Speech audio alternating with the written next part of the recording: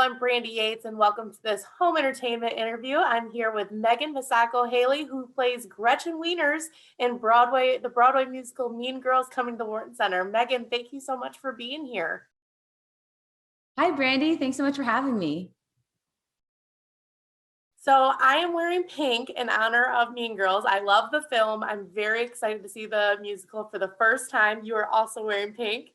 Tell us a little bit about the musical for people who don't know the film and know the story. And for those who do, maybe what they could expect different on stage. Yeah, so for those people who love the movie, you're going to see still your same favorite characters.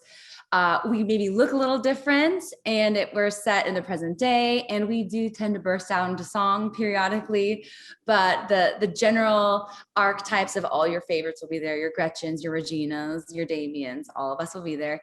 And for people who don't know the movie, it is a really fun slice of life piece about high school kids. And I think you may recognize some people maybe in your current adult life that you'll recall from high school. So I think it's fun for everyone.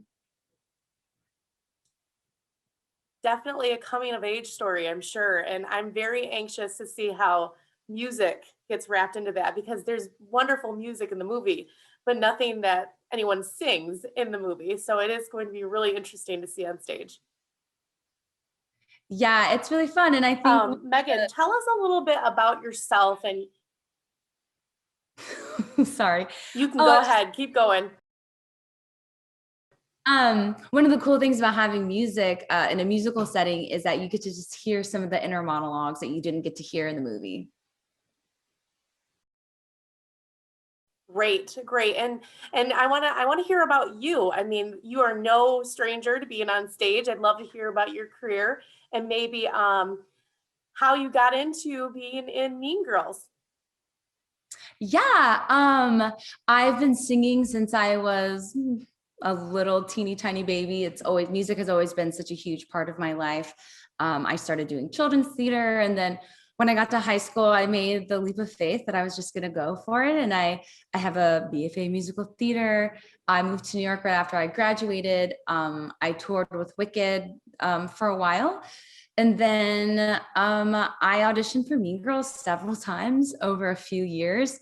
I auditioned for Katie, I auditioned for Regina, and then ended up with Gretchen, which feels like such a perfect mix of everything that I love best. I love comedy, I love singing, and I actually get to dance in this show, which is such a delightful surprise. Like I feel so happy and confident doing it, and it's something that I was maybe a little bit afraid to do when we first started, but it's been such a joy to be in the show.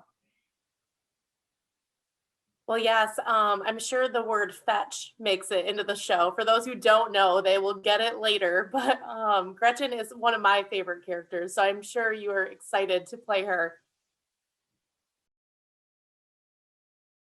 Yeah, Gretchen is a character I think we can all identify with in a lot of ways. I think we've all been insecure. I think we've all been a little scatterbrained and chaotic in our lives. I know that I have, and you will hear the word fetch thrown around quite a few times.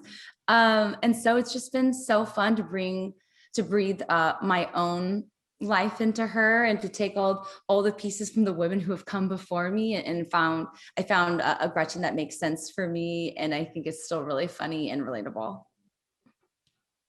All right. And so basically this show opened on Broadway in April 2018, and closed in 2020 due to the pandemic. I know Broadway has been hit, the arts have been hit really hard with the pandemic, as far as everyone else.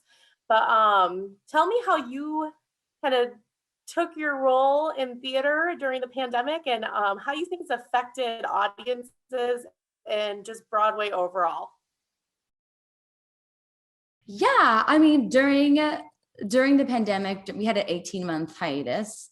I think for myself as an artist, I found that I was still singing almost every single day, except now it's just for myself because it's what I love. And I think that really solidified for me that I don't just do this because I'm good at it, or don't just do this because it's my job, but I do it because it really brings me a lot of personal gratification to sing. And coming back to this company after 18 months apart was really, really special. And I think we are all a little bit different. I know our audiences are different. And so the show felt really new in a fun, exciting way. And we're so excited to bring it to everyone in East Lansing. Yeah, and so I mean, theater is such a great way to escape and enjoy the arts. And I love that Wharton Center and Broadway and these touring companies really brings the art to all these communities across the world. What's your favorite part about touring and being in a different city while doing what you love? I think it's just really fun to kind of get to know a city by its audiences. There are some cities where you're like, every single person here has seen the movie, and some where people are like, oh, they are meeting these people for the first time. And I think both are really fun and exciting. It's really fun to see pictures that people post on Instagram of how excited they are to finally be back in a theater. And we also get to do a lot of outreach with like getting tickets to people who've maybe never gotten to see a show, a major touring production and one of these, you know, big, beautiful theaters before. And I think that's always a really fun and exciting part of about getting to tours, that we're bringing shows to people who've maybe never even seen a musical on stage before. That is wonderful. Love the giving back, and arts are so important in people's lives. I want to talk to you a little bit about advice for anyone who wants to make their debut in Broadway someday. Like, what would you tell those people starting their career out? I mean, do theater and do art, sing wherever you can. You know, if you have a children's theater or community theater in your area, that's how we all started. Every single person up on stage started at the community theater. And I think there's some really amazing art happening all over the country at these small theaters. And do it if you love it, because sometimes it can be really hard, but I always come back to, at the end of the day, that sharing an experience with a singular group of people every night, and it's different every single night, is truly thrilling, and there's nothing else like it.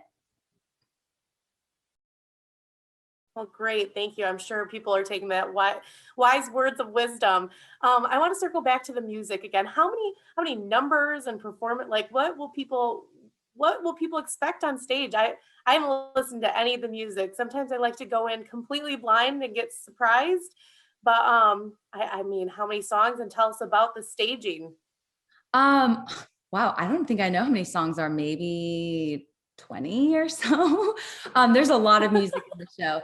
And I think it's what's really cool about our music is that the style of the music is kind of tailored to the character. So obviously you have a character like Damien, he's giving you grand Broadway. He's going to give you tap numbers. He's going to give you huge ensemble, Busby Berkeley type choreography. And that's going to be very different than Regina, who's going to give you, you know, rock star Bond villain theme type music. So I think there's kind of a genre out there for everyone who comes to see it. And it's really fun to see these characters translated into even just the style of music that they sing. Well, great. Like I said, I'm looking forward to it. Being in this show, obviously, you're one of the three mean girls. I mean, quoting the name of the movie and the name of the musical. How does it feel being back in high school every day and being one of those so-called mean girls? Yeah, I mean, just to put this out there, I was much more of a Janice in high school. I was a lot more Hot Topic than Hollister, probably, as a young person. But you know, it's fun. I'll say this much: it's fun to put on, you know, beautiful hair, makeup, costumes, and get to leave it though when you leave the stage. High school is really hard. Anyone who's done it or anyone who's doing it knows how hard it is. And so it's been fun to revisit it, but man, I'm glad to have graduated. You're glad that you're on stage in high school Yes. and not in high school. Yes. And you know what? Nothing but love to every high school student. Okay. So yeah, we don't want to all go back to high school. So I am excited to see this on stage, and I am not in high school anymore either. So but this is your shameless plug time. what is it that you want to tell audiences here in the Lansing area and our audiences at home on home TV about the show and about coming to see it? Just that our show is for everyone. It's not just for teen girls. It's not just for, the 30-year-old women who grew up with this movie. It's about finding where you belong in, your social circles. And I think we have a lot of men that get dragged along and then find that they really, really love the show. So I just want everyone to know Mean Girls is for everyone. All right. Well, thank you so much, Megan. It was a pleasure speaking with you. You have a wonderful performance, and we are so excited. I'm very excited to come see it. Thanks so much, Brandie. Thank you. And thank you so much for watching. Mean Girls will be at the Wharton Center March 1st through March 6th. Thanks for watching.